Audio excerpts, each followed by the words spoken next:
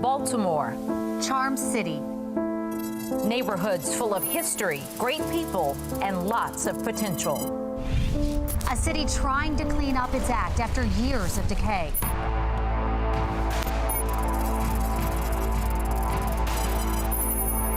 A place where children should be safe to play on clean streets. But the pockets of problems are growing. Grime and crime make for bad neighbors. Even the once pristine parts of our wonderful city are in the fight of their lives. To stop a city plagued by crime, grime, corruption, and failing schools.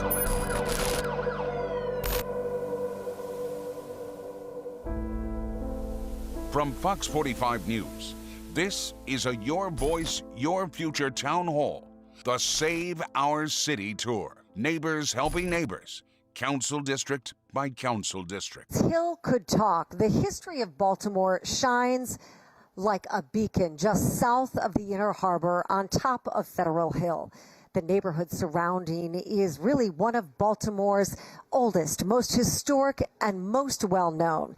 The Federal Hill District got its name after a celebration in the late 1700s after Maryland's ratification of the federal Constitution. The area has really reinvented itself over and over, from an industrial site to a military site to today's trendy neighborhood.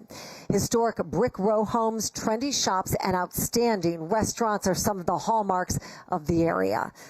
But carjackings, crime, dirt bikes running wild, threatening one of Baltimore's brightest jewels. Hello, everybody. Thank you so much for joining us. I'm Mary Bubala, coming to you from Baltimore's 11th Council District. Tonight, we will hold our third Your Voice, Your Future Town Hall, the Save Our City Tour. Our goal is pretty simple: to help make Baltimore better. The people are telling us they need their voices to be heard. We hear it over and over. Now, we invited the top elected leaders for the 11th District to take part in this important community conversation. We really wanted them to be here.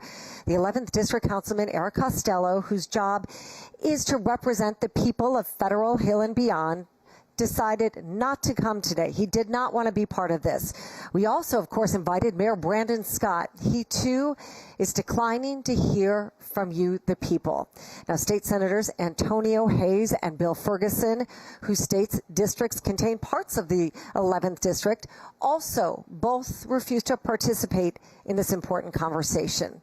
Finally, the man charged with keeping everyone in Baltimore safe, Police Commissioner Michael Harrison, didn't have the courtesy to really even respond to take part in the conversation with the concerned neighbors in this district in Federal Hill.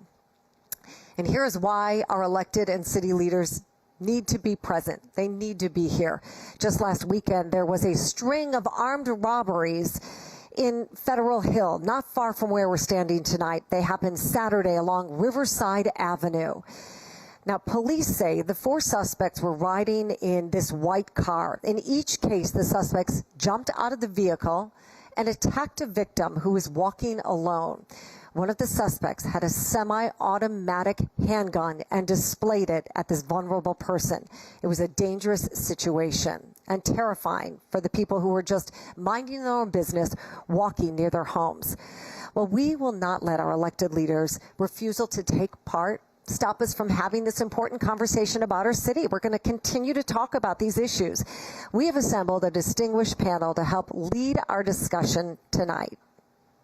Spencer Weidman brings an interesting perspective to tonight's discussion. He is a former resident of the 11th District. He left the district and moved to the county. He says he left because of the rampant crime and high taxes. Mr. Spencer, thank you for being here. We have lots of questions for you. Through Vignaraja, a familiar face, he's joining us tonight. He also ran for mayor in 2020 and is still fighting for our city. He is an accomplished lawyer in private practice, but worked in both the federal and city prosecutor's offices. You will see him all around the 11th District, and he now calls home. So welcome home tonight. Thanks, Thoreau. Ian Newman is president of the Federal Hill Neighborhood Patrol. He has lived in Federal Hill for 42 years. He is very concerned, though, about the rise in crime and what he's seeing going on the streets. Mr. Newman, thank you so much for joining us. Another face you might recognize, Bob Wallace is here. You may remember Bob. He ran for mayor in 2020 as an independent candidate. He is a career businessman in our city, and he currently lives in the 11th district. This worked out great. Bob, good to see you. Thank you. We're glad we have all locals here. Spencer, just removed from it. Well, first question is the audience. To set the stage tonight, we want to ask our audience, thank you so much for being here. Raise your hand if you feel like you trust the people in office right now, your elected officials. Raise your hand if you trust them. Okay. Okay. We can use humor, too. We're going to get serious tonight, but we appreciate some levity from time to time. All right, Mr. Newman, if it's all right, we're going to start with you. Federal Hill residents have resorted to hiring private security to make sure your neighborhood stays as safe as possible. Tell us about those circumstances that pushed you and your neighbors to get there, that you are paying out of pocket. Sorry, you already pay very high taxes. You're paying additional money to have private security. Tell us about how you got to this point. About September a year ago, coming up, in one weekend there was a murder on top of Federal Hill, and directly catty-corner to my house at 5 o'clock on a Monday, one of my neighbors was carjacked. Several of us said, well, maybe we should do something, and I also credit my wife, who is head of oncology at the VA hospital. Fantastic. Saying, you know, I love it here. I feel like they're trying to move me out. So we decided that we were going to do something, and one of the ideas was to put our own private security patrol. In the process, we found out that several other neighborhoods in the city had already been doing exactly that. It wasn't anything new. We used a lot of what they did as a model.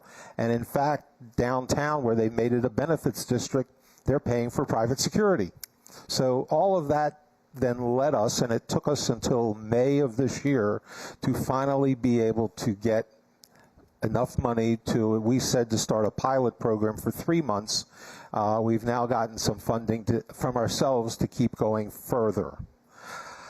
I will say that one of the things you come up with is, I think if I would ask people, it's not that taxes aren't high, and we all do that, but at least in this case, when people spend money, a lot of times you put the taxes in and you wonder where it goes. Yeah. We turn around, and on certain nights you can see that car running around with its lights flashing, and if you're one of the people that paid, they'll escort you home, they'll do various other things. So yes, it costs more, but at least we see something for what we're paying immediate.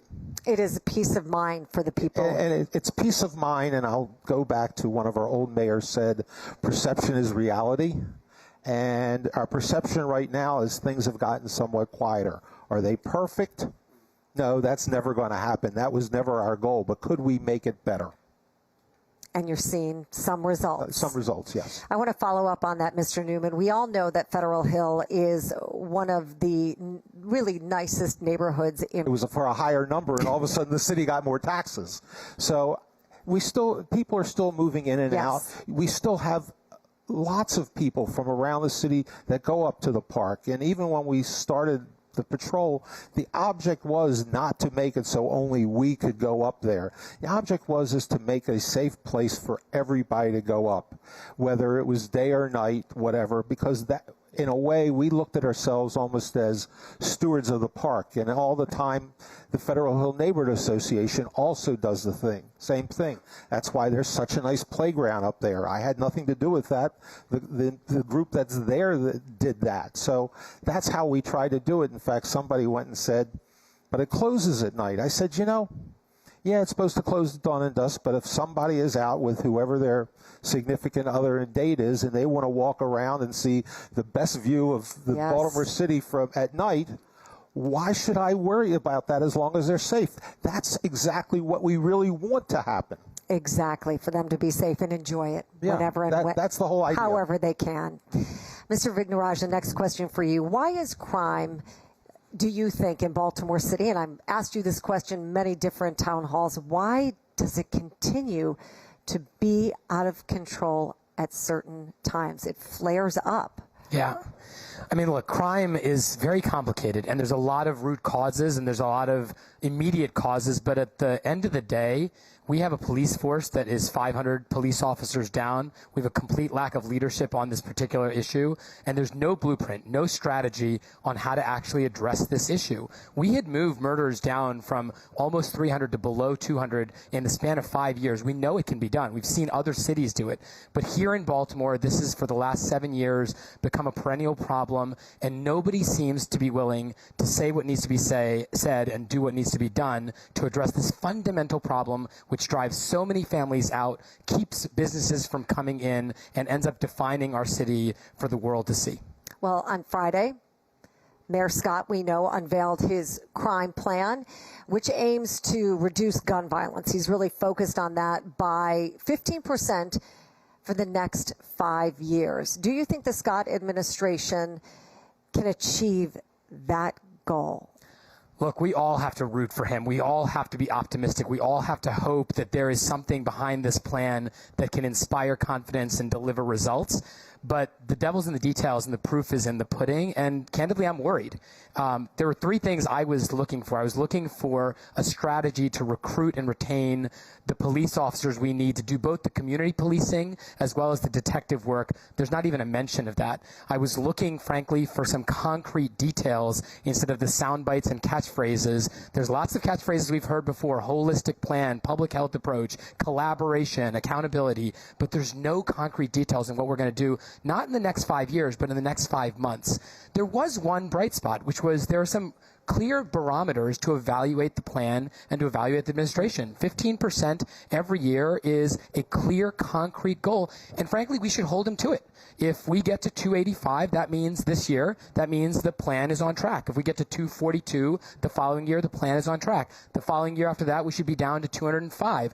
Those are clear barometers that we can measure the administration, we can measure the strategy, and frankly, all leaders should be held accountable in that way.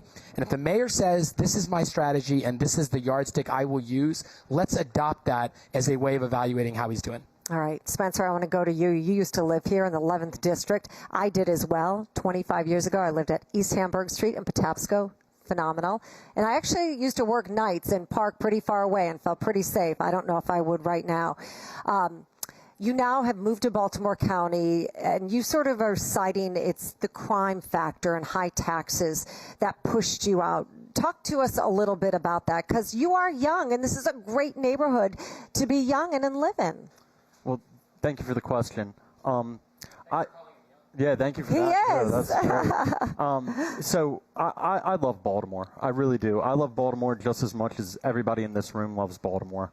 But I left Baltimore, and it wasn't only because of the crime and the taxes. I left Baltimore because our politicians have created an environment here where criminals are victims and victims are criminals.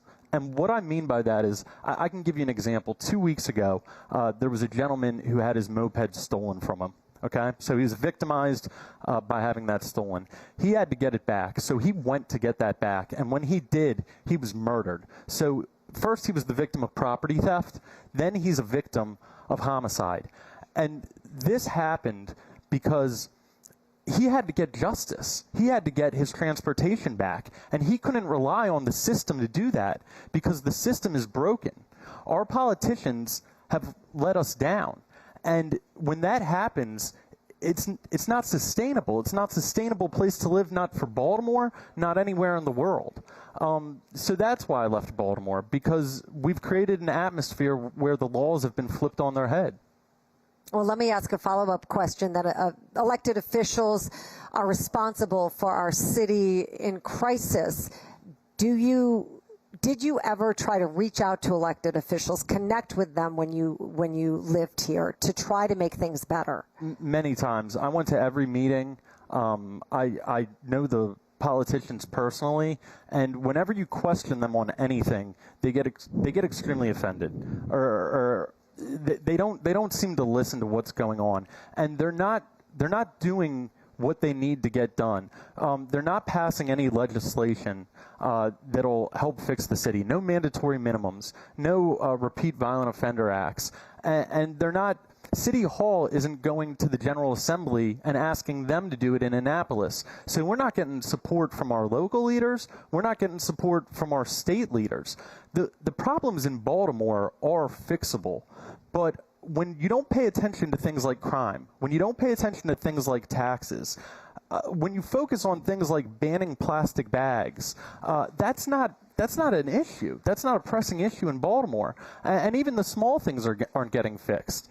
You know, vacant houses, garbage pickup. These are basic, fundamental things that the government needs to do. We just took a very quick walk around during one of our breaks, and the garbage wasn't picked up on Patapsco. So DPW, get on it. It's late at night, and it's just sitting there. And you know what happens? The sun goes down, the rats come out. It's a problem. There's a lot of garbage spewed in on different streets around here. Mr. Wallace, I want to go to you. One of the objectives of Mayor Scott's crime plan, it's brand new since Friday, is to treat crime as a public health crisis. You advocated for that strategy when you were running for mayor not long ago. Do you believe that Mayor Scott is taking the right approach? I assume you do. So when I ran for mayor, one thing I made clear was that whoever became mayor, what we needed to do, first of all, is wrap our arms around him or her and help them to fix this problem. So it wasn't, the mayor's not a savior. He or she can't fix the problem by themselves. It's to wrap ourselves and support him or her in that process.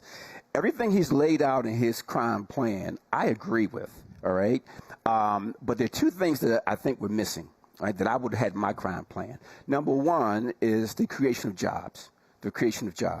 And then two is our education system being able to educate our kids to compete on a global level. I've said time and time again, the issue in Baltimore around crime and poverty and helplessness and hopelessness is an economic development issue. If there were jobs for these young men in particular, that we see the crime decrease and go down in a dramatic fashion. Now, having said that, we have an immediate issue. All right, we have an immediate issue, and that is there's a sense of lawlessness that is pervading our city. You come out here on weekends, see these kids driving around with these motorcycles. They've gotten so bold, when they come to the intersection, one guy will hop off, stop cross traffic, so that the guys can ride through. This is unheard of. This is crazy, and we should.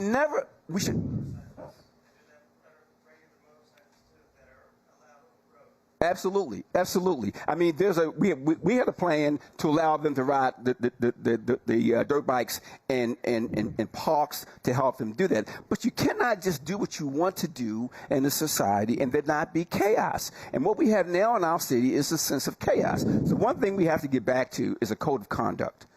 Establishing a code of conduct in the city as to how we're going to behave and how we're going to treat one another. When I was raised in Cherry Hill back in the 60s, right, we were in poverty. We had to deal with racism and sexism and all that. But there was a code of conduct in our neighborhood. We knew what was acceptable behavior and what was not. And the community held them accountable. And let me say this. Right now we have the police chief in Washington, D.C., who is pretty incredible, Chief Conte, who just went out and continues to speak out about the fact that some people who are committing crimes, they don't want a job. They want to be locked up. They are not ready to have this public health approach. You need to be stern with some people. And what you're saying, you're not seeing that part of the approach in Baltimore. Absolutely. If you look at a spectrum of criminals, right, people who decide to go the wrong way, most of those men and women are good and decent people. It is the conditions of the environment that have caused them and forced them to make these bad choices. Now, there's the element that is that 10%, they're just bad guys. The bad guys. And those are the guys, and maybe some gals too, ladies. Yes. But those are the folks you got to get to. You got to get them off the street. You got to make clear to them there are consequences to your actions. 2 weeks ago, I live in Mount Vernon. Two weeks ago, someone broke into my home, took everything, ransacked the place. I mean, just a mess, right? And thank God that we were not there. Because if I had been there, there would have been some badly hurt people, and it wouldn't have been me. Okay, and so I understand the need to defend your neighborhoods and to defend your families, and we should always be about doing that. But there's this sense of lawlessness that we have to combat, so that men and women know there's certain behavior we will not tolerate. And we have to make that clear. I'm sorry your home was violated in that way. I hope the police response was good and they fingerprinted it and did things like that, because I know you can wait some time to get police at certain times. They were on time. They got there quickly. Okay. They were responsive. That is good to hear. I'm going to move on back to Mr. Vignarajah. The mayor's plan does not address selective enforcement of the law. How can we reduce crime if we don't enforce the laws that are on the books? I mean, there's so many gaps in that plan, I don't even know where to start. I mean, there's no discussion of what we're going to do about mending the relationship between police and the community, the relationship between police and prosecutors. We often hear the lead prosecutor and the lead mayor standing at press conferences together, but we don't hear about what happens afterwards. We don't hear that the police and prosecutors are working hand in hand to investigate cases, to make arrests, to pursue prosecutions, to secure convictions, to get responsible constitutional results in these cases. And candidly, just to build on what Bob had mentioned, this is a vicious cycle. Right. Because if you want to create jobs, you have to have people and you have to have businesses. When you have a city that is the only city in the country that is declining in population and smaller in 2020 than it was in 1920, it's hard to get businesses to come here. Why would you locate here if everybody's moving out to the county?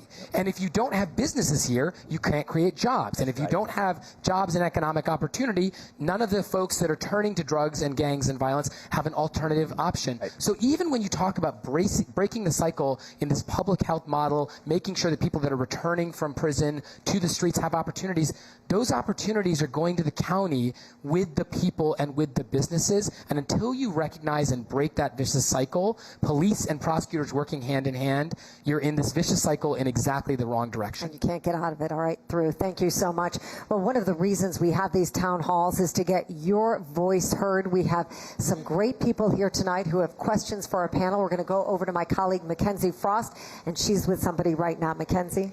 Well, Mayor, first I want to take the opportunity to welcome people over to me. If you have a question, please come over here and join me next to me. We'll do one at a time. We'll get as many in as we can. But to kick things off, I want to have a follow-up quick question to Mr. Wallace, because today we learned there are more than 1,000 different open positions within city government. How do you expect the city to attract workers to come back to the city if people don't even want to work for the city, let alone private businesses come here and open business? So there's a holistic approach that has to occur. As you know, I am a business owner. I have an IT company and an energy company. And I have to be competitive and be able to attract people to come to Baltimore to work for my company and other businesses. When the environment is such that people are afraid to come to the city, it makes our jobs as entrepreneurs that much difficult. I have to compete with tech businesses from DC suburbs and so forth, and so they don't have that problem that we have here in Baltimore. I moved my company here 15 years ago from Columbia to downtown Baltimore. Since I've been here in the 15 years, I've had employees carjacked.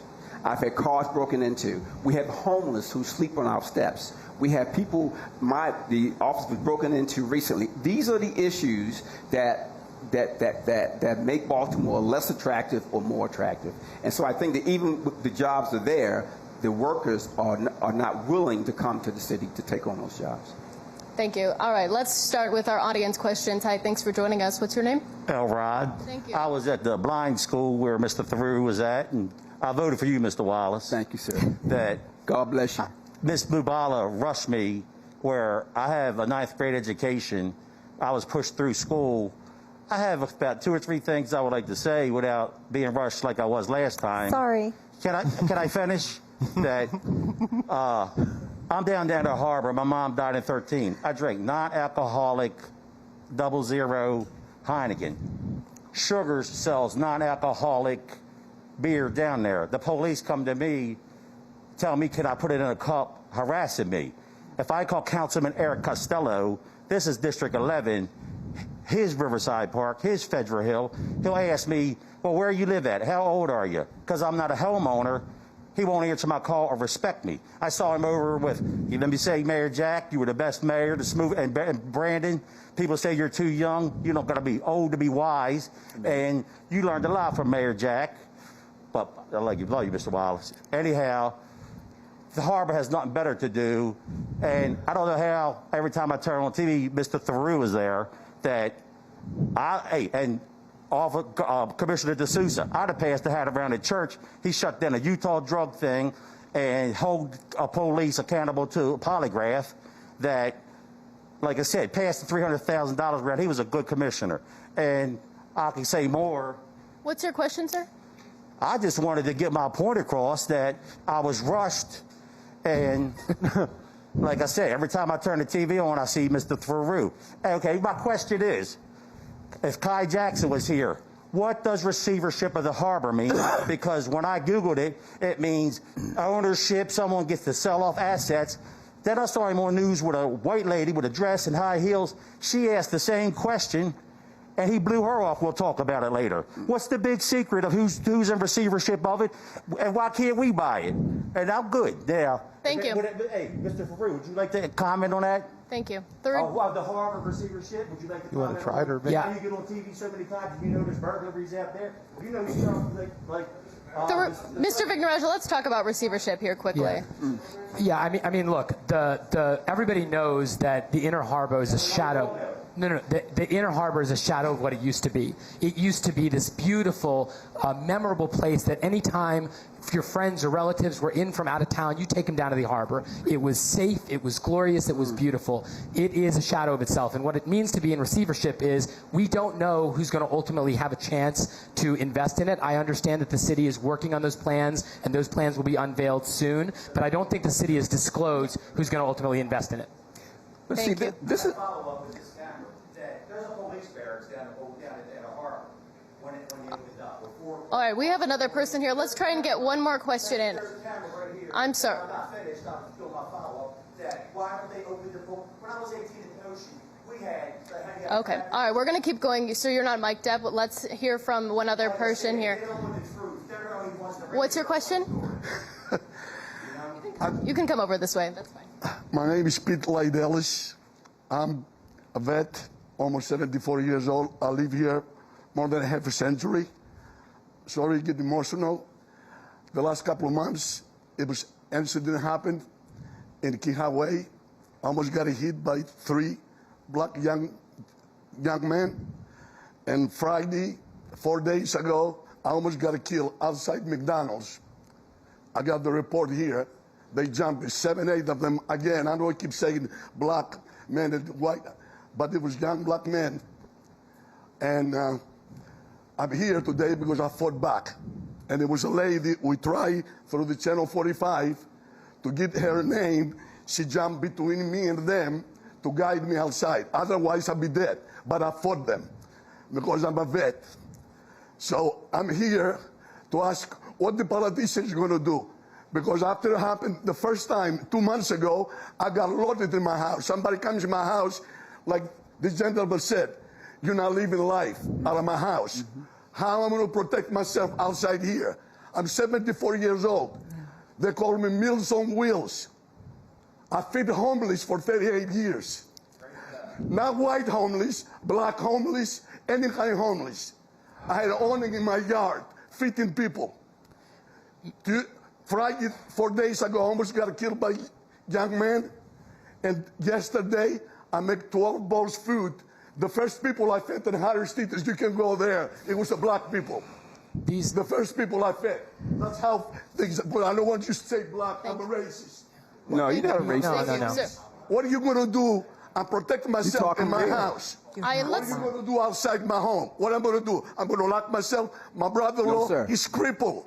They almost killed him 3 years ago. Let's have them answer. Yeah. Mr. Wallace, let's have you answer this question. So literally, we all have a right to defend ourselves, right? So whether it's black kids or white kids, when they do wrong, we have a right to defend ourselves. So on that level, let's start with that. Then past that level, these politicians have to have and commit to the presence of law enforcement throughout our city. When these young men make these kinds of choices, they recognize there are very little consequences to their actions. So they need to recognize there'll be consequences, either on a personal level, man-to-man level, or on a state level. But they got to understand their consequences to making these bad choices, sir. So you have a right to defend yourself, just as I do. Like I told you, my 74th birthday coming up. I have 8 surgeries. My shoulders. This is going to go up. Yes, sir. How I'm going to fight 8 juvenile? The only one that was smaller than me. I understand. Everybody was bigger than me. How I'm going to fight 8 of them? How? Yeah. But I fought them. It is a miracle he's here and talking to us tonight, sir. Thank you so much. We are feeling and thinking about you. Ian, I want to ask you. Okay. You've probably heard about this incident. I've heard about that incident. Well, first off, I think when you start with the how far the Baltimore City Police are down in personnel, even if they were trying to catch and were doing it properly, you would still have a major problem. There's just not enough people on the street for that. That's right. I mean, that is one of the first basics that needs to be fixed. But that is a long question that we'll ask our panel afterwards, is how you actually get more people who want to be Baltimore City police officers in the climate that we're living. So that would be one of the things that you go with. But I'll tell you something else. So I can remember when on one weekend that 2 people got murdered on Montgomery Street, one on Friday night and one on Saturday night. Besides that, all the neighbors came out and they were going to witness it. Before the end of the week, the police commissioner at that time walked through the neighborhood. The fact that what went on at Riverside and the other one, that there still has not been either a police commissioner to walk through or even somebody, one of the mayor's deputies, to come through and say, whether it's true or not, we're going to try to make this better. I think that's what they need to do. That's like showing your concern. I mean, that's... Why are they not doing that? Does the neighborhood association reach out to them? Oh, I mean, you they do. should be reaching out to you. What I was going to say is, when you talk about who you know, I've talked to, we talked to Eric Costello before we said this. We had time with him. Actually, Eric used to be president of the neighborhood association.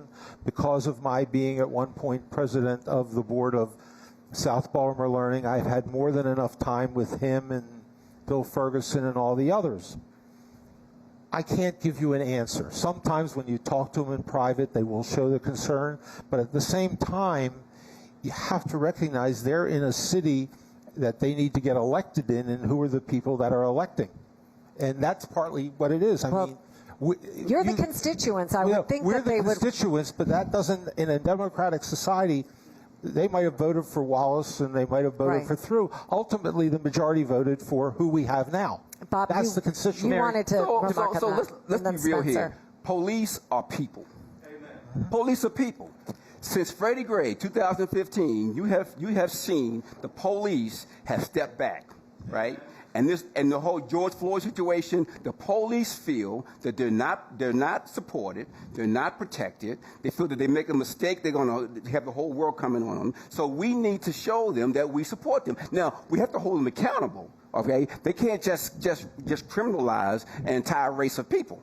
I'm not saying that, but we have to support them, let them know when they do good things, talk about it. Talk about the good that they do, as well as hold them accountable for the bad. That's the only way we're going to get more people to join the force. If not, the numbers are going to stay where they are, which is anemic. Who would want a job as a policeman in Baltimore City under current conditions? Mary, I want to go to Spencer. Yes. My heart breaks for anyone that's been a victim of a crime in this city, and it's too many people. Too many of my friends, too many residents, too many visitors of this city have become victims of crime. And what Bob Wallace was saying, with the consequences, there really are no consequences. I'm sorry, sir, that you were attacked, but unfortunately, nothing is going to happen to the people that attacked you. Nothing at all, because that's the environment, that's the atmosphere that they've designed. Imagine being a 14, 13, 15-year-old kid when Freddie Gray died. Well, you've had 6 or 7 years of no consequences. And, you know, I don't know where the elected officials are. I don't know why they're not addressing the crime. But, you know, God bless Bob Wallace for being on this stage. God bless Tharouf Ignaraja for being on the stage. These guys had the guts to run for office. That takes a lot of courage. And they're here tonight. Brandon Scott is not here tonight. Eric Costello is not here tonight. He lives 3 blocks away. They could be here tonight. Amen. Amen. Amen. And again, we have to say they were invited as well. We invited them many times. They know we're here. They know we're here. I know. We know they know we're here. And Mr. Vigneraj, I want to ask you, the Baltimore City State's Attorney, Marilyn Mosby, recently shared an article on her social media account with this headline: Baltimore's homicide rate remains steady as others soar. Perhaps the rest of the country should follow our lead. How do you react to when you hear that? I mean, I'm going to be as polite as I can. That is just reckless and irresponsible. It is reckless and irresponsible to suggest that Baltimore is doing well on homicides. We have the highest per capita homicide rate in the country. Highest per capita homicide rate in the country. We have a homicide rate that is 7 times Los Angeles, 5 times Chicago, 10 times New York City. The cities that are surging in violence, we'd be lucky to have the rates of murders that they have. They are, it is just terribly disturbing to suggest that Baltimore is a model to be followed when we have the worst murder rate in this country. I don't know whether that's political posturing or getting ready for re-election, but it's just irresponsible to suggest to the people. And I feel like a lot of the numbers that were used in that analysis were from 2020 during the pandemic. Right. You can't judge anything, any numbers by the pandemic when people were mainly shut inside. We had 335 murders last year, and less than a quarter of them resulted in an arrest. An arrest. Put aside prosecution and conviction, 75% plus of the people that killed someone last night are still walking the streets. That is the signal that we are sending to the people, the criminal element. And by the way, what's the signal we're sending to all of you? That we don't care. They need to hear the stories of the 74-year-old that is struggling to fight off 7 people. They need to be here. You don't get paid for the press conferences and the ribbon cuttings. You don't get paid to have people say what a great job you're doing. You get paid as a politician to come up here and face the music and answer these questions. And when you don't show up, it's not just that you're not being informed about what's happening. It's disrespectful to the people that elected you to not even show up and answer some hard questions. Mr. Wallace, I want to ask you a question, and then you can touch on that as well, if it's okay. You were considered a political outsider for the most part when you ran for mayor. The same goes for Mr. Vigneraj. Neither of you have held political office before. The city voters chose career politicians in this latest election over the two of you. We are now 8 months into Mayor Scott's term. Do you think the public made a mistake with their choice, or do we give someone more time? It's a big job. There are big issues that he is dealing with. Yes, it is. Yes, it is. To be fair to Mayor Scott, look, this is a tough job. As I said at the outset, whoever became mayor, we need to come around him or her and support them and help them as much as we can. At the same time, we have to hold them accountable. And what I have learned, and the reason I ran, is that the old solutions that we were trying in the past that don't work, it is foolish to keep trying those same solutions again, thinking we're going to get a different result. And so I think that we have to hold these folks accountable. And I'm a firm believer in term limits. First of all, term limits. Give them 2 terms and get them out of there, right? I'm also a believer in the ability to recall politicians when they don't deliver like they say they're going to deliver. And Theroux, is it just as simple as enforcing the laws to bring down the crime rate immediately? I know in Mayor Scott's plan that I read, he said policing, prosecution, prison, it failed. That tactic didn't work. And so that's why he's talking about holistic. I think that is such a tunnel-visioned approach. It has failed these past 7 years while he's been a city council president, head of the public safety, and now mayor. But in 2007 to 2011, when we were making arrests of violent repeat offenders, when we were reducing the overall number of arrests, but making more arrests of gangs and gun violence offenders, murders were going down. We had murders from 300 to below 200 in the span of 5 years because police and prosecutors were working together to get violent repeat offenders off the streets. Look, it's a huge job. It may be the hardest job in the world, but the mayor asked for it. And we do have to support him. We do have to root for him, but we also have to be honest with him. We are 8 months into his administration, and I don't see anything different in the past 8 months than I saw in the 8 months before he got there. That crime plan uses the same buzzwords, the same strategies that that have failed us for years. The only two differences that I think people have been talking about is diverting 911 calls for mental health crises and safe injection sites to reduce opioid overdoses. Whatever you think of those strategies, that has nothing to do with gangs and gun violence, and that is the core problem that a public safety plan is supposed to address. But let me just put in 2 cents for the holistic part of this, right? So this gentleman is attacked. Let's say those young people were arrested. The blame has to be on the court system that will release them right away, and they're back in their same communities dealing with they have no support, nothing. And so the cycle continues because they are released. So they would say, holistically, we've got to do it differently. We've got to get to those kids when they are booked and start services for them, or else it just keeps repeating. I mean, we all agree about this, by the way. This is the reason why everybody who runs for public office agrees that public health is an appropriate model, agrees that a holistic approach is necessary. You have to, Frederick Douglass in 1855 said, it is easier to raise strong children than to repair broken men. It is as true today as it was back then. We've known that for 2 centuries. Absolutely. The problem is that we don't do anything about it. Fighting crime is a marathon and a sprint. Of course, we have to plant the seeds to address the things that are long-term, but you also have to take 7 people that rob a 74-year-old man and make sure that they learn that there are consequences for their conduct. You have to take people that are shooting and killing people on our streets today, not 5 years from now, but today, and make sure that they understand that they're going to be arrested, prosecuted, and convicted effectively. But it's also lack of political courage. Lack of political courage. My father had a saying in Cherry Hill. He raised 5 boys in Cherry Hill. He said, the hardest choices require the greatest will. The hardest choices require the greatest will. So the problem we have with these politicians is they're worrying about getting reelected versus making hard choices that people are not going to like squeegee kids disrupting traffic. That's not a right you have to come in traffic and disrupt traffic. So making the hard choices requires having a greater will. And what I see the lack thereof is the political courage to make these tough, unpopular decisions that people are going to yell at you about and scream at you about, but you make them because they're right. For the greater good, for the city. Mr. Newman, I want to ask you a question. Yeah. Do you think the people of the 11th District trust the elected officials to hear their concerns and make meaningful change in the city, or are you just...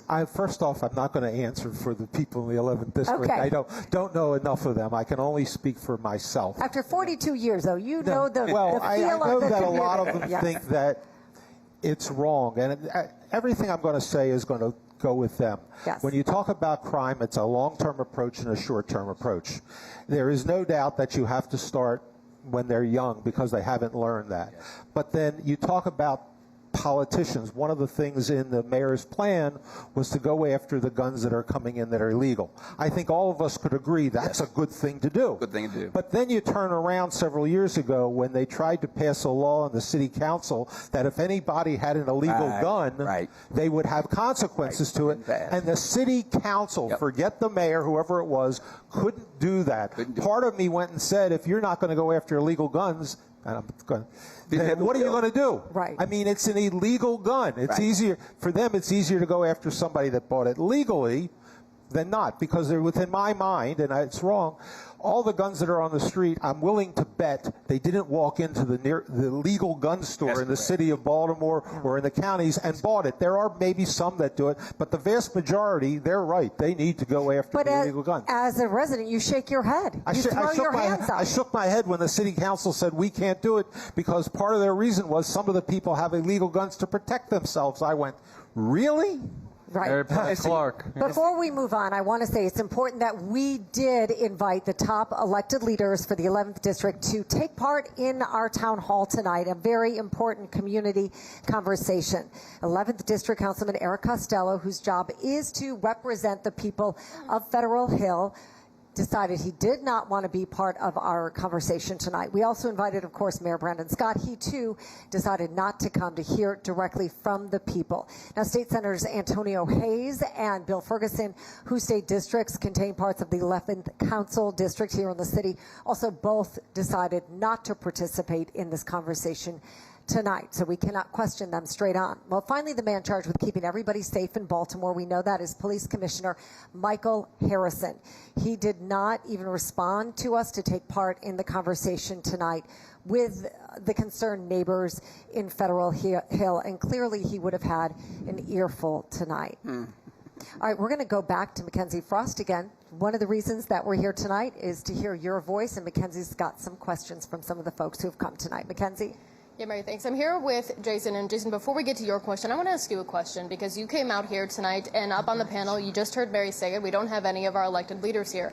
So what would be your message to them if they were sitting in one of those seats up front? Well, everybody that knows me knows I'm going to stick to the script. I'm going to ask them to fly the damn plane. That's what I'm asking them to do, because I am a representative of the aerial surveillance program, which they were very much in opposition of. So your message would be to look at that?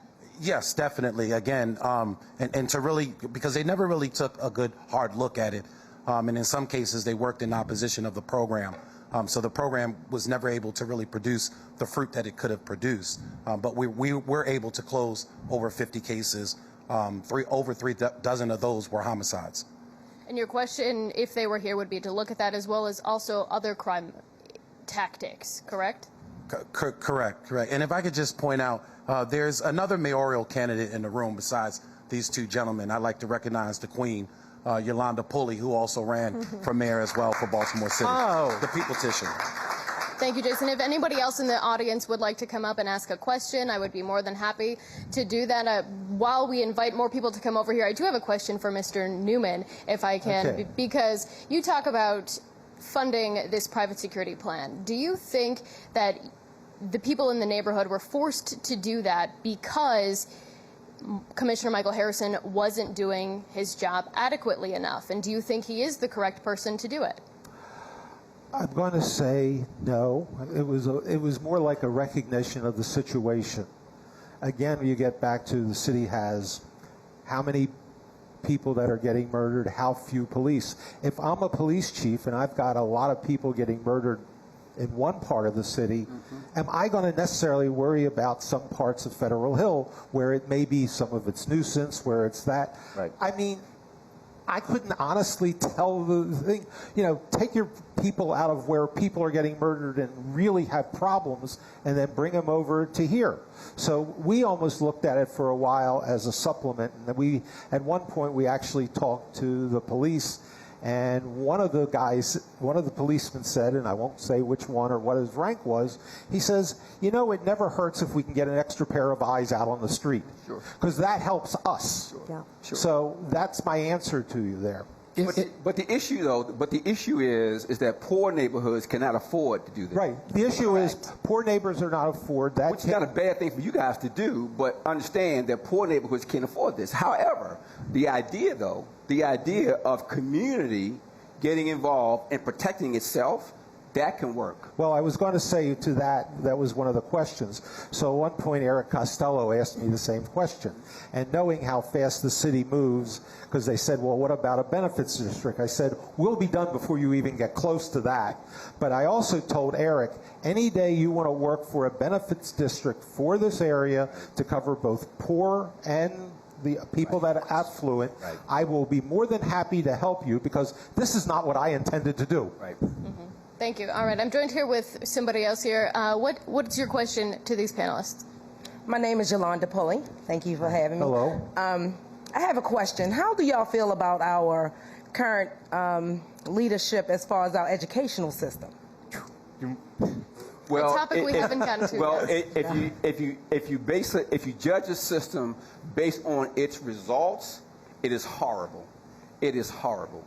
So what we do know, I'm old enough to know that the system is capable of producing men and women that can compete on a global level.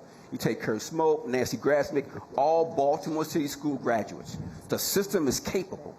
But what has happened is along the way, we have broken down the system so that it's not producing kids that can compete on a global level. Yolanda, if I could just add, does anybody have any idea what the mayor's plan is on education We are 8 months in. We just had a crime plan unveiled. Has anybody heard a single suggestion or idea or like a single soundbite even on education? We just unveiled a holistic public health approach to crime, and there's not one reference to education in there at all. So, Yolanda, I think we're doing terribly. Kindergartners right now, 50% of girls fail the kindergarten readiness assessment. 2/3 of our boys fail the kindergarten readiness assessment. That means our boys and girls are getting to kindergarten, and they're already 2 miles behind, and it gets worse after that. 41% of kids this past year had failing grades, and we have not heard one whisper from the mayor, from the council president, from any of our elected officials about what we're going to do about education. Do we have to wait for year 2 or year 3 on that? That's shameful. Right. And Yolanda, thank you for coming here tonight. It's always great seeing you. Yes, and it is. The education has been failing for 20 years. Yes. This isn't a new thing. This has been going on for a long time. And I have one thing that might be a solution. Give the education system to Johns Hopkins. Let Johns Hopkins run it. This is what other cities have done. The fact that we have no heating in the schools, no air conditioning in the schools, and kids, they're not taking a yellow bus to get to school. They got to ride the MTA, and then they got to walk, and they got to do all these things. It's not a safe situation. It's not a safe environment for these kids to learn, and we're losing an entire generation. If we're not having kids come out of the school system that are ready to work, that are looking forward to their life, to living in Baltimore as a positive thing and getting a job or going to college or any of those things, then the future is not bright for Baltimore. And many equate the city's crime problem with the poor educational system. We are seeing that go hand in hand. Big time. So I have an actual question for our audience. Raise your hand if you are satisfied with the state of Baltimore City Public Schools. No one's raising their hand, and we understand why. Mr. Wallace, Fox 45 News Project Baltimore has done some groundbreaking reporting, recently uncovered a very troubling statistic. 41% of Baltimore City high school students have a GPA below a 1.0. We asked Councilman Robert Stokes, he chairs the Education Committee for the City Council, if he is going to hold a hearing about this citywide. He held one. He hasn't brought the CEO of the city schools back to talk about solutions to this. But the story has gone national. Millions of people have seen this story about the 1.0. It is a sad day for the students who have those low GPAs. You are a product of the school system. Yes, I am. So what is the one... That makes two of us. Excellent. What is the one thing that you would change to give these kids a better start in school? I like the idea of looking at education as an entrepreneurial opportunity. So we take every school and we make it a little business. You make the principal, the CEO, and her or his or her team as part of the executive staff, and we give them the resources they need on a local level, a specific level that will address the issues in that particular community. And I think that if we look at education as an entrepreneur, that we can come up with solutions that will allow our kids to learn. I went from Poly to UPenn to Dartmouth, competed on a global level with smart kids. A kid from Cherry Hill in Baltimore. It can be done. It can be done. And it should be. And it should be. You shouldn't be the example. That's exactly right. It should just be the norm. That's right. Now I'm going to jump in. Yes, please. Besides, my time with South Baltimore Learning, that was for people that were getting a GED afterwards. And I kept saying we were taking care of the people that the school failed. But the school fails in so many ways. I don't think they expect enough. I had one of these crazy things one day, and I had one of these squeegee kids that talked really nice to me, and I actually hired him. Excellent. I know. And he had graduated. There's really good kids he had out graduated, and as I talked to him, I realized he had learned a lot. But I couldn't believe the school he was in never told him, maybe you should go to college, maybe you should take the ACT, maybe you should take the SAT. That right then and there, they failed that student, and that's criminal. In defense, they are overwhelmed as well, right? There's not enough teachers. It's not just overwhelmed. I don't think they believe these people can go any further. They're trying to house them. I can go back to years ago when I was in here, and they had a time where some kid did something at Federal Hill High over here, and we get in and the school person tells us, well, we had this kid that was a problem over there with guns. We sent him to Southern High School here, and we didn't want to tell the teachers what the problem was because we didn't want to send them out. And that was 20 years ago. Right. The school system has not gotten out of that mental mindset yet. Right. But to be fair to teachers, can you imagine teaching kids in Baltimore City in this environment, the job they have? These kids come to school traumatized, right, from seeing death and murder, right? Can you imagine trying to teach these kids? So we need to understand that this is a whole system here, not just the teachers. They're doing, many of them, my mom was a teacher, my grandmama was a teacher. I respect teachers. They have a hard job. But parents need to step up and do their job too. Mom and daddy, or if it's just mom or just daddy, you need to be responsible for your kids' education because nobody else will be. Mary, could I just draw a quick parallel? Yes. Because my mom and dad were high school teachers here in Baltimore as well. We know exactly how many challenges they face. It is a daunting job, maybe the hardest job after mayor. Public safety and public schools are perhaps the two most important functions of government. We pay twice as high property taxes in Baltimore City as every other county in the state of Maryland. And we have people turning to private schools to educate their children and turning to private security to keep our streets safe. That is an abdication of the basic municipal responsibilities that we have. Absolutely. It's crazy that if you live in a neighborhood where you can afford private schools and private safety, you can be safe and have your kids go to schools. But if you don't, you have to either move to the county or live with the reality that you may be carjacked or robbed or shot or worse every day when you walk to these schools. That's what we are condemning our neighbors to. It is profoundly unfair that the two basic functions are the functions we don't do at all. It's maddening because there is money, and money is being fueled into some of this, into the schools and into the problem. Spencer, would you ever come back and live in Baltimore City? Oh, I would definitely come back to Baltimore. I mean, I want to come back to the city, but I want my taxes to pay for something, right? I want the city to be safe. Everybody deserves to be happy. In every single neighborhood, in every single community, we can have the greatest city in America. Last year, one of the candidates said, redemption makes you only stronger. And that resonated with me. I mean, that's the truth. Redemption makes you only stronger. And Baltimore can be the best comeback story in American history. But things need to change. And it's not going to change with the people we have right now in City Hall. It's not. We can't have the establishment stay the establishment. We can't keep re-electing these incumbents. We need people like Yolanda Pooley to run for office, like the Rue Vignerage to run for office, like Bob Wallace to run for office. And we as the community needs to get around them and support these candidates, or nothing will ever change. Thank you so much to our panelists. I appreciate it for this discussion. We do have a postscript to our discussion in the 11th District. It's never, ever easy to talk about some of these difficult topics, but we do get better, so we must talk about them. Right. I recently came down to Federal Hill with my family 2 weekends ago. We enjoyed a fabulous night. We went to several night spots with my kids who are 23, and it just was a fabulous place to be. And I don't come down here nearly enough, and I need to. This area has truly stood the test of time, from Revolutionary War to its riots. It is a jewel in our city, and it would be a shame to see crime, corruption, any of really the laundry lists of the serious problems that our city has, to cause this area to die. Change won't happen if we can't come together for discussions just like this, ideas and solutions. Again, I want to thank our panel so very much for your insight tonight. Thank you for all the concerned neighbors who joined us to let their voices be heard. And even if you didn't stand up and have a question, just you being here, listening or participating does make a difference. Our collective goal, build a better Baltimore.